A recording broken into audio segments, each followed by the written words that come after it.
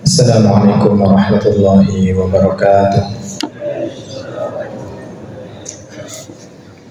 Alhamdulillahi rabbil alamin. Wassalatu wassalamu ala asyrafil anbiya'i wal mursalin wa ala alihi wa sahbihi ajma'in, amma ba'd. Segala puji kita panjatkan kehadirat Allah Subhanahu wa ta'ala, karena pada malam hari ini kita dapat berkumpul kembali di tempat yang penuh mubarakah ini guna melaksanakan kewajiban kita, yaitu sholat maghrib secara berjamaah. Dan insya Allah akan dilanjutkan dengan pengajian rutinitas kita. Jemaah yang dimuliakan dan dirahmati oleh Allah Subhanahu wa ta'ala, insya Allah pada malam hari ini yang akan membawakan pengajian adalah Alena Guruta Kiai Muda Tan Mukhlis SAG. Kepada beliau Alena Guruta Kiai Muda Tan Mukhlis SAG kami persilahkan. Bismillahirrahmanirrahim. Assalamualaikum warahmatullahi wabarakatuh.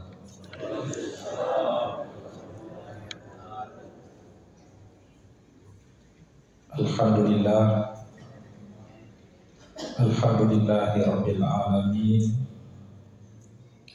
hamdas syakirin, hamdan na'imin, hamdan yuafi ni'amahu wa yukafi mazidah.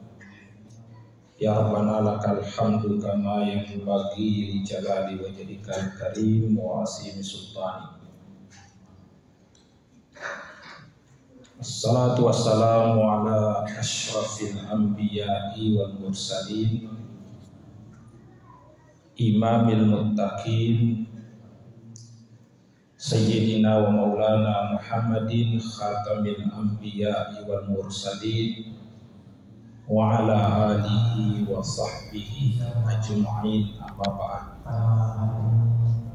Kejelasannya, para ulama itu mengatakan ini bukan hadis ungkapan ulama sufi, namun maknanya memang benar. Maknanya memang benar kalau dipahami secara benar.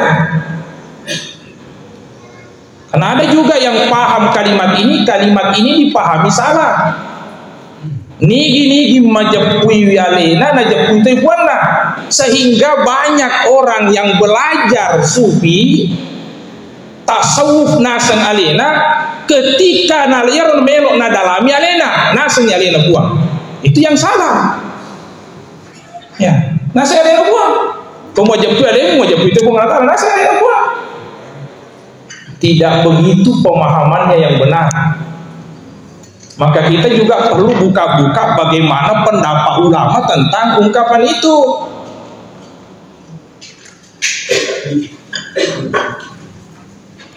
Makanya itu Al-Hallaj sampai dihukum mati oleh Wali Songo karena pemahaman seperti ini. Bahkan pemahamannya itu yang menyatu dengan Tuhan ini yang sampai dia dibunuh. Nah, aliran dianggap sesat. Nah, bagaimana pemahamannya ulama tentang ungkapan ini? Bahkan saya pernah mendengarkan Guru Taki Haji Abu Nawas Bintan juga menjelaskan ini ketika dia menjelaskan guru tafsir Jalalain.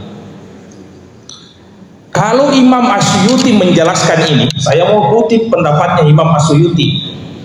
Imam Asyuyuti itu ulama besar, lintas disiplin ilmu. Imam Asyuyuti ahli dalam ilmu fikih, bahkan disebut mujtahid mutlak, mujtahid yang mandiri. Keilmuannya sudah bisa berijtihad sendiri. Tapi apa kata Imam Asyuyuti? Meskipun dikenal sebagai mujtahid mutlak, Imam Suyuti itu masih mengikut pendapatnya Imam Syafi'i dalam hal usul fikih dan fikih. Jadi itu ahli fikih. Yang kedua, Imam Asyuyuti itu ahli hadis. Bahkan ketika pertama naik melaksanakan ibadah haji, meminum pertama kali air Zam-Zam, salah satu doanya Imam As-Suyuti, ya Allah, mudah-mudahan saya bisa mencapai ahli hadis sebagaimana ahli hadisnya Ibnu Hajar al-Asqalani. Itu Ibnu Hajar itu al-Hafiz dalam bidang hadis. Itu ahli hadis. Imam As-Suyuti juga ahli Quran, ulumul Quran, bahkan ada tafsirnya sampai sekarang selalu kita baca, tafsir Jalalain, salah satu penulisnya Jalaluddin Abdurrahman As-Suyuti. Ada naku As-Suyuti maka de nigi majepu yali na rajepu ifuana. Pemahamannya As-Suyuti dan ulama-ulama kita, termasuk ulamanya Asadia, karena saya dengarkan guru Tabunawas menjelaskan seperti itu. Artinya ketika kamu pahami dirimu, itu kebalikan dari Allah. Ya komitawi alemu malamma, berarti gua ngalah alami mawaka. Allah yang kuat. Ketika kamu melihat dirimu serba kekurangan, yang hanya sempurna hanya Allah Subhanahu wa Ta'ala. Ketika kamu pahami dirimu, saya butuh pertolongan, yang bisa menolong hanya Allah Subhanahu wa Ta'ala. Maka itu pemahamannya. Fahangi alimu bara wedding mufahab Allah Ta'ala. Makanya itu dalam Al-Quran tidak ada mengatakan pikiri Allah Ta'ala, karena Allah itu tidak bisa dipikirkan. Tidak ada yang mengatakan silahkan berpikir tentang Allah, fikih magir Allah Ta'ala. Tidak ada. Yang dipikirkan dalam Al-Quran itu ciptaan Allah Ta'ala. Inna fi khalqis samawati wal ard wa ikhtilafil laili wan nahar la ayatin li ulil albab. Inna fi khalqis samawati wal ard, pada penciptaan langit dan bumi, wa ikhtilafil laili wan nahar, asiselengan lawannya dan nya aswe, la ayatin, itu tanda-tanda li ulil albab, bagi orang yang mau berpikir, ulul albab. Engke pikiranna ye pancaji alami, pancaji tanemi, nyiga pancaji. Ya orang pikir iki luar biasa langit, luar biasa bumi. Iga matur asiselengan lawannya nanya soe, yang potong kepikiranna li ulil albab, itu sebagai tanda-tanda akan adanya Allah Subhanahu wa Ta'ala. Ya orang pikir iki afala yang duruna ilal ibili kaifa khuliqat wa ilas samai kaifa rufi'at. Ya na perintah ko Allah Ta'ala tapi kiriki na pancaje ko Allah Ta'ala. Bahkan dalam diri kita ini sejalan dengan apa tadi ungkapan itu, wa fi anfusikum afala tubsirun. Akiwata kalemu alalimu de kemite mufikiri kiwi, dengan berpikir pada dirimu kamu akan mengenal Allah Subhanahu wa Ta'ala. Tapi tanya ini puang Ivan caci untuk mengetahui siapa yang menciptakan saya. Makanya itu banyak ahli yang mengkaji diri manusia itu masuk Islam. Ahli saraf, ketika dia melihat sarafnya manusia di otaknya 10 miliar, 100 miliar saraf-saraf di otak manusia. Siapa yang mengatur itu? Yang menciptakan itu? 13,5 juta saraf di tulang sumsum, tulang belakang manusia. Otaknya banyak sekali, tulangnya di belakang banyak sekali. Siapa yang membuat itu? Yang menciptakan itu Allah yang maha besar. Kita tidak mampu berbuat seperti itu, maka dengan meneliti diri kita, memahami diri kita, kita akan tambah memahami siapa Allah sebenarnya itu. Itu maknanya nigi majepui dalena najepui tujuan. Jadi jangan ada lagi yang salah paham. Kada kumfahan ya lemu misapon itu Allah Ta'ala, jadi apa dari Allah Ta'ala. Bukan seperti itu. Kenapa alewi tangga? Magina makhluk na Allah Ta'ala tangga? Karena itu tanda-tanda na Allah Ta'ala. Allah tidak bisa dijangkau dengan akal kita. Maka yang kita pikirkan ciptaannya supaya kita bisa memahami siapa Allah sebenarnya itu. Lebihkan ke hadir terkait dengan hal ini. Pertama dulu yang perlu kita pikirkan untuk diri kita, kita itu siapa yang menciptakan, atau kita ini dari mana? Ya, perlu pengkajian mendalam ini. Apa ini jawabannya Pak? Tapi terima boleh kita matuat tariolo. Kita ini sudah Islam orang tua kita, maka kita terima saya dari Allah Subhanahu wa Ta'ala. Tapi perlu perenungan. Makanya itu dalam Al-Quran ketika bercerita tentang Nabi Ibrahim alaihissalam, cerita Nabi Ibrahim itu, Nabi Ibrahim dilahirkan di Babilonia, di Irak, pada masa pemerintahan Namrud. Nabi Ibrahim itu biasa kita dengarkan bapaknya bernama Azar. Tapi kalau dalam tafsir itu ada mengatakan sebenarnya bapaknya bukan Azar. Karena itu dalam Al-Quran disebutkan abahnya Nabi Ibrahim itu Azar. Tapi para ahli tafsir mengatakan itu hanya pamannya. Nama bapaknya itu Tarik, termasuk disebutkan dalam tafsir Ibnu Katsir. Karena memang dalam Al-Quran itu kadang-kadang bahasa Arab pamannya disebut bapaknya. Nabi Ambo. Makanya itu Nabi ada hadisnya Nabi bahwa bapakku itu dalam neraka, sebenarnya itu yang dimaksud itu adalah pamannya. Bukan bapaknya Nabi Abdullah bin Abdul Muthalib, tapi pamannya. Ya, Abu Talib itu pamannya Nabi. Nah, enggak itu ambo itu biasa nak amboku. Nah, itu. Nah, tapi terlepas dari persoalan itu kan persoalan penafsiran, pemahaman ulama kita. Bapaknya Azar, penyembah berhala. Ya, Nabi Ibrahim tadi lahir di saat pemerintahan pada zaman Raja Namrud. Pada waktu itu juga ada pembunuhan untuk anak-anak laki-laki. Maka itu Nabi Ibrahim dimasukkan dalam goa. Ada kisahnya disampaikan bahwa Nabi Ibrahim itu yakum ada kemelo minu, maka dia akomi indo di mana nanyenyo, maka keluarlah susu dari ibu jarinya. Itu termasuk irhas. Irhas itu satu keistimewaan, kejadian yang luar biasa kepada anak kecil yang bakal akan menjadi nabi. Itu namanya irhas. Teman Nabi ke hadir, itu Nabi Ibrahim ada ceritanya dalam Al-Quran. Dalam surah Al-An'am pada ayat 75 dan sampai ke 175 sampai 180 itu bercerita bagaimana Nabi Ibrahim ini, sering kita dengarkan ceritanya. Ada yang mengatakan Nabi Ibrahim mencari Tuhan.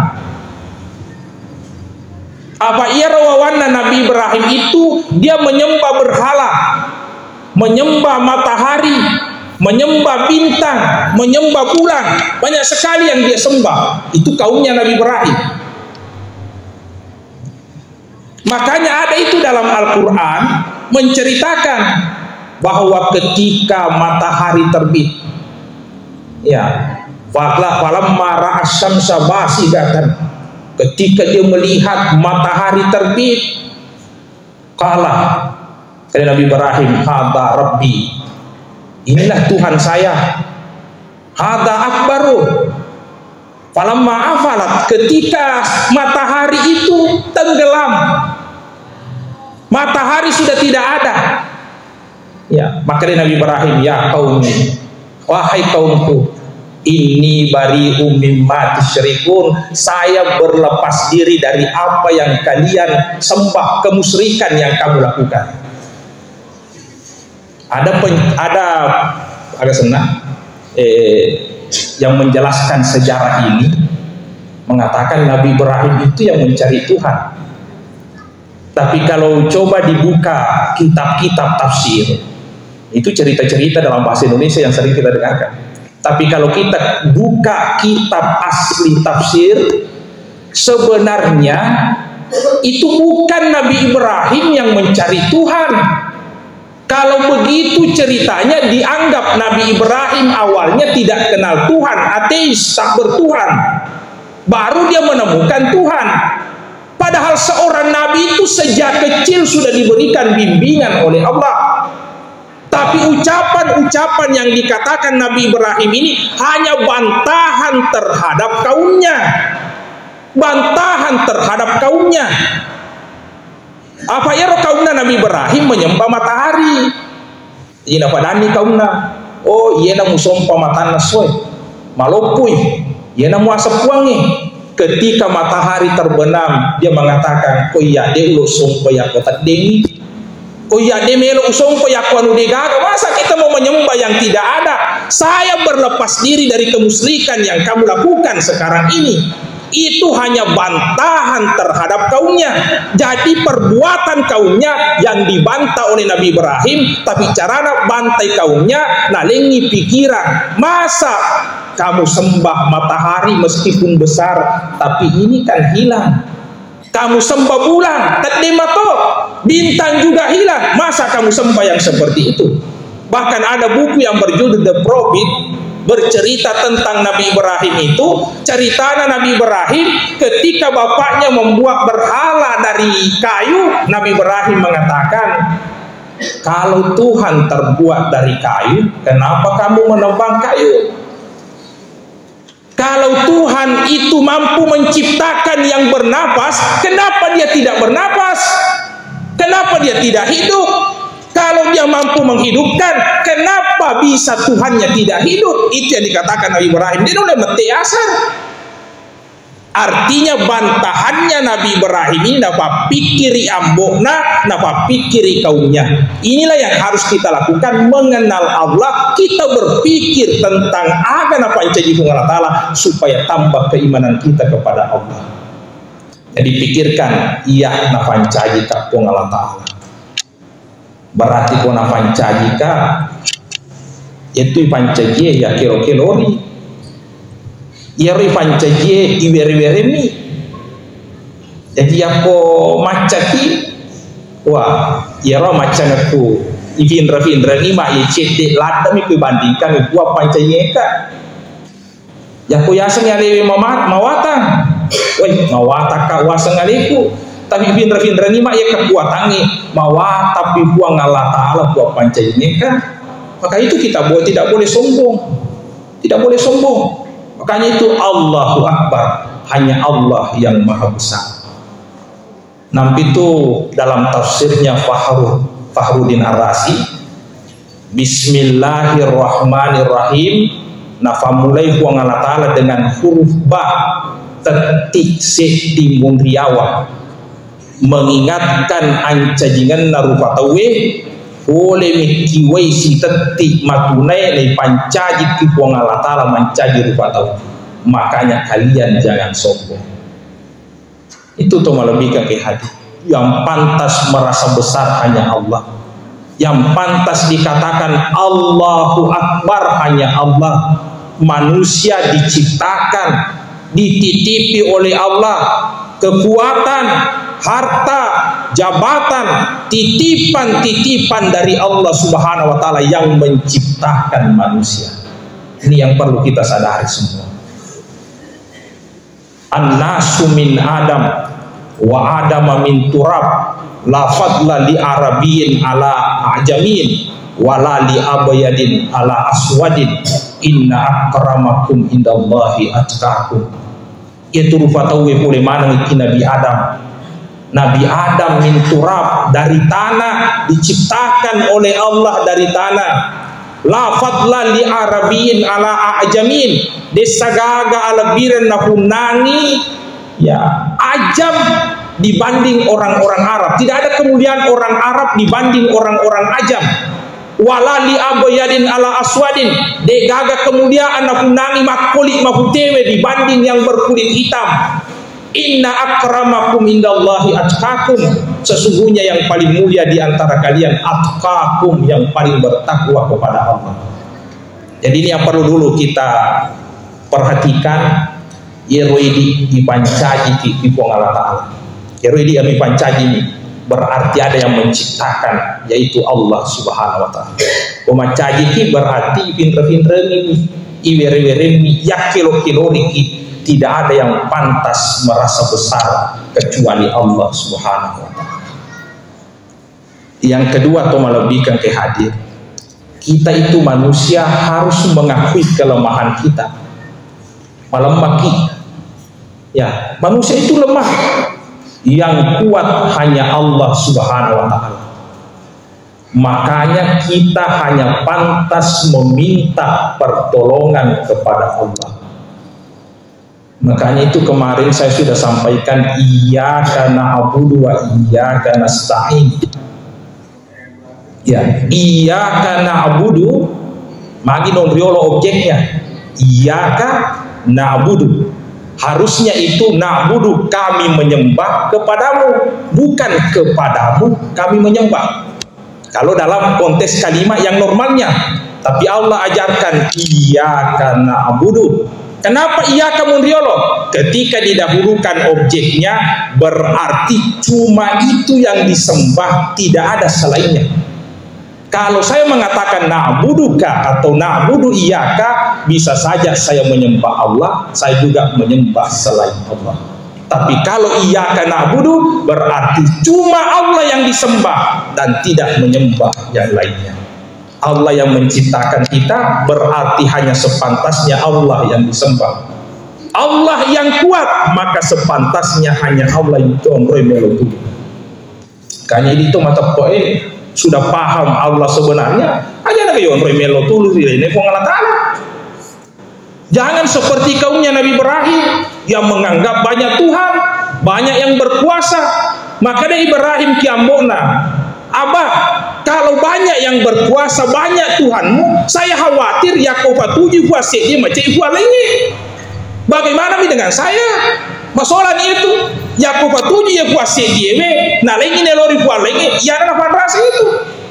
Maka jangan banyak Tuhannya, hanya Allah yang maha kuasa yang perlu dimintai pertolongan. Mintalah pertolongan kepada Allah. Kita ini lemah, tapi yang kata tahu jatuh si melo ki Allah Taala, jatuh si melo dua. Engkau tahu megalada yang melo dua, tapi engkau tahu jatuh melo dua. Ini tidak paham dirinya, maka dia roi di ataiwe tepauleki madodo patkuleta iweremi ki Allah Taala, mesti saya minta kepada Allah sebagai seorang hamba. Yena dena pahamnya lena itu na paham ki Allah Taala. Nah seni sama tu Allah Taala yang beruang ini sebenarnya besar, tapi sama aja tipu mancing gunggawan. Ya, lo melayani. Ini tidak paham dirinya bahwa saya seorang hamba Allah Tuhan, maka saya harus memohon kepada Tuhan, bukan saya mau dilayani ini sama Tuhan perluangi. Coba kira, maka orang tidak mau berdoa itu sombong namanya, sombong, karena dia mau merubah posisi seolah-olah alena melo ilayani. Padahal kita mau meminta kepada Allah, makanya doa itu adalah ibadah, bukti pengakuan penghambaan saya, pengakuan alam mengaku dega kekuatanku yang hanya bisa menolong hanya Allah Subhanahu wa taala. Jangankan seperti kita, Nabi Muhammad berdoa. Ada ceritanya itu. Ada seorang sahabat bersama Mu'az bin Jabal bersama Abu Hurairah. Lalu Nabi mengatakan, pada melo duano aga melo wah kami ngangi farelo. Nah, ini luar biasa. Yang kau ngatakan lo mak kami ngangi farelo tak. Berarti itu diterima oleh Allah. Makanya Nabi tak pada melo duano wah kami ngangi farelo duamu. Berdoalah yang satu ini. Tidak disebutkan nama sahabat itu. Kemudian yang kedua berdoa Mu'az bin Jabal. Setelah Mu'az bin Jabal yang berdoa Abu Hurairah. Itu Abu Hurairah sahabat yang sangat banyak disebut namanya meriwayatkan hadis. Padahal Abu Hurairah itu hanya 3 tahun bersama dengan Nabi. Keislamannya cuma 3 tahun bersama Nabi, tapi banyak sekali hadis yang diriwayatkan oleh Abu Hurairah. Jadi Abu Hurairah, jadi Hurairah dua sahabat yang satu, berdoa lagi Mu'az bin Jabal, lalu berdoa Abu Hurairah. Apa doanya Abu Hurairah? Dia mengatakan, ya Allah, berikan apa yang diminta oleh yang dua tadi, ditambah satu. Itu doanya. Makin akan berikan yang diminta orang tadi, karena dua itu pasti diterima oleh Allah. Nabi minta maka ini tidak mungkin majalah lo. Maka dia katakan, ya Allah, berikan apa yang diminta teman saya yang dua tadi, ditambah satu. Kalau saya mendengarkan hadis, saya hafal dan tidak lupa hadisnya. Itu doanya Abu Hurairah. Di hadapan Nabi disuruh berdoa, Nabi disuruh berdoa.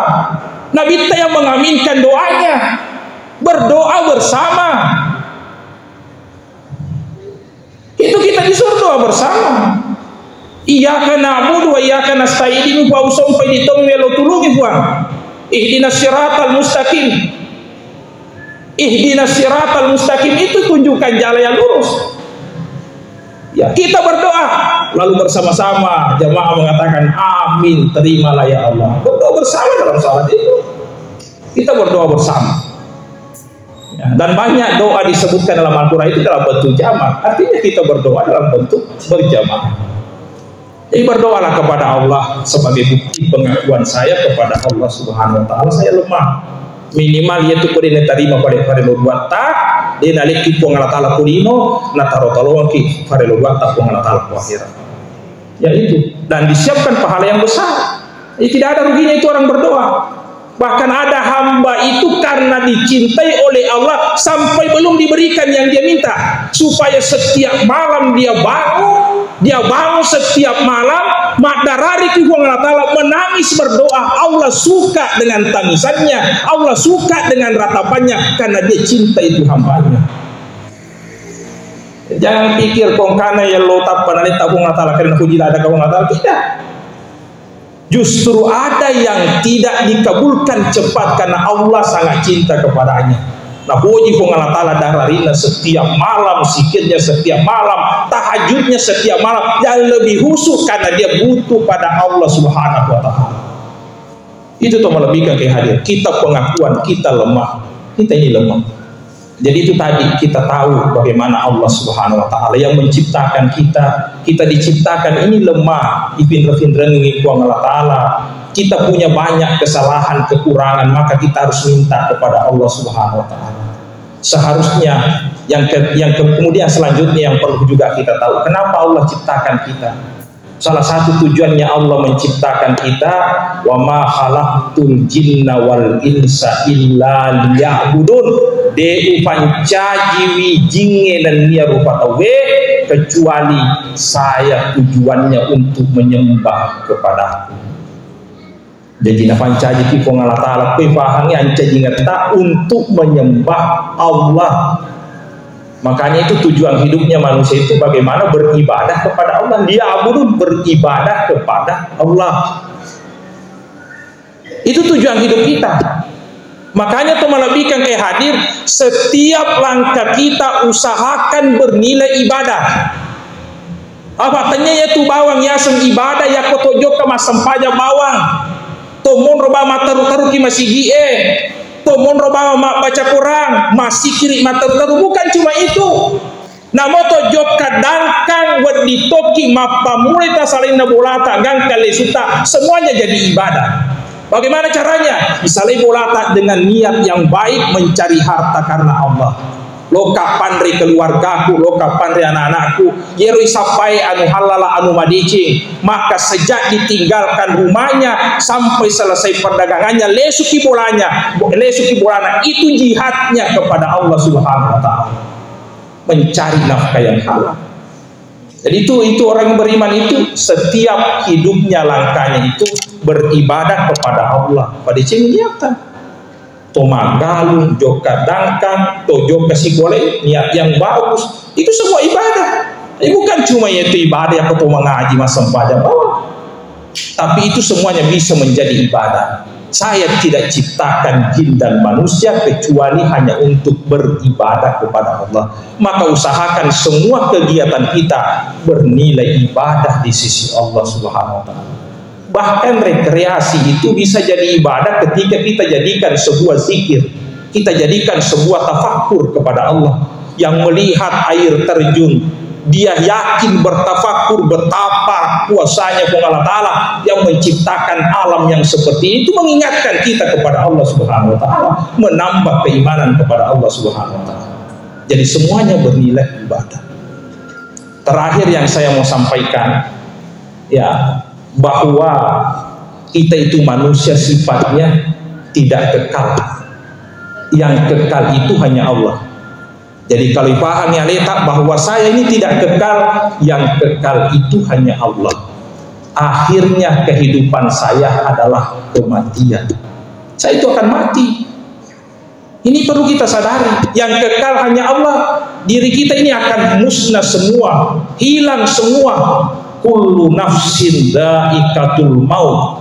Semua jiwa nafsin itu dha'iqatul maut, akan mati, merasakan kematian. Nah, ada yang menarik dalam Al-Quran itu, atau melebihkan ke hadir. Ketika Allah mengatakan kullu nafsin, semua jiwa, nafsin itu bisa dikatakan jiwa. Ya, semua jiwa itu zaikatul maut, akan mati. Ya. Tapi ketika Allah mengatakan Allahu yatawaffal anfusu hina mautiha, ya, anfus itu juga jiwa, nafsin, anfus, jiwa. Ya, nafs itu ya, ketika Allah mengatakan yatawaffa itu wafat. Ya, yang tadi mati, kullu nafsin za'iqatul maut, mati. Nah, kalau dalam bahasa Indonesia ini pada wafat dengan mati sama. Wafat dengan mati sama. Syiah wafat, Syiah mati, kita sudah paham ini mati. Tapi ketika Allah mengatakan mati, Allah gunakan nafsin, dekaga alif lamna. Itu dalam bahasa Arab disebut nakirah, dekaga alif lamna. Ya, Allahu yatawaffal anfusu, al anfus itu pakai alif lam, yang disebut dalam bahasa Arab ma'rifah. Sedikit saya sampaikan untuk bahasa Arabnya. Yakko bahasa Arab dekaga alif lamna berarti itu bersifat umum. Contoh kalamun, kalamun itu bahasa Arab terjemahannya pensil atau paroki. Kalamun itu semua pensil, kalamun.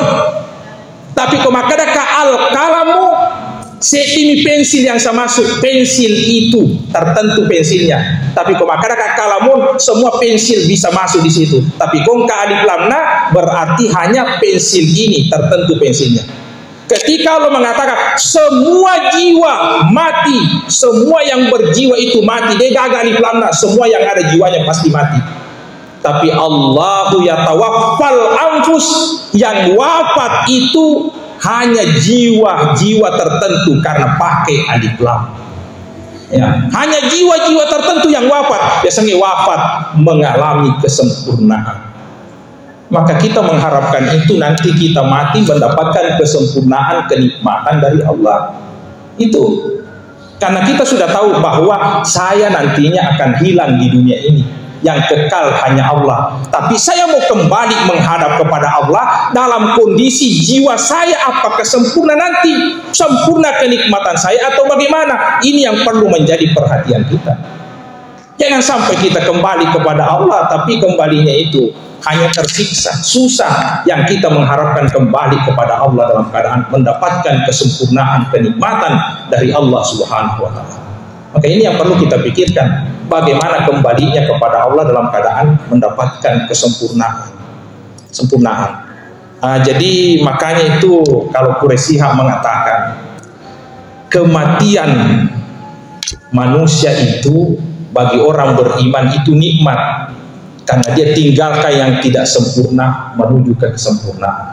Itu kematian bagi orang beriman. Tapi bagi orang yang kafir, kematian itu adalah awal dari penderitaannya. Maka kita harus meninggalkan dunia ini membawa bekal supaya bisa mengalami kesempurnaan. Saya kira itu yang saya sampaikan, mengingat sudah azan. Mudah-mudahan Allah Ta'ala. Jadi apa yang saya sampaikan tadi mengenal diri kita tentu akan membawa kita mengenal Allah Subhanahu wa taala. Mengakui kelemahan kita berarti kita pahami Allah lah yang maha kuat. Mengetahui kekurangan kita, maka Allah lah yang sempurna. Ketidakberdayaan kita hanya Allah lah yang tempat untuk ditempati meminta. Kita tidak kekal di dunia ini, yang kekal hanya Allah Subhanahu wa taala. Tapi akhirnya kita akan kembali menghadap kepada Allah Subhanahu wa taala. Semoga kembalinya akan mendapat balasan yang baik di sisi Allah Subhanahu wa taala. Mohon maaf atas segala kekurangan. Billahi taufiq wa sa'adah. Assalamualaikum warahmatullahi wabarakatuh.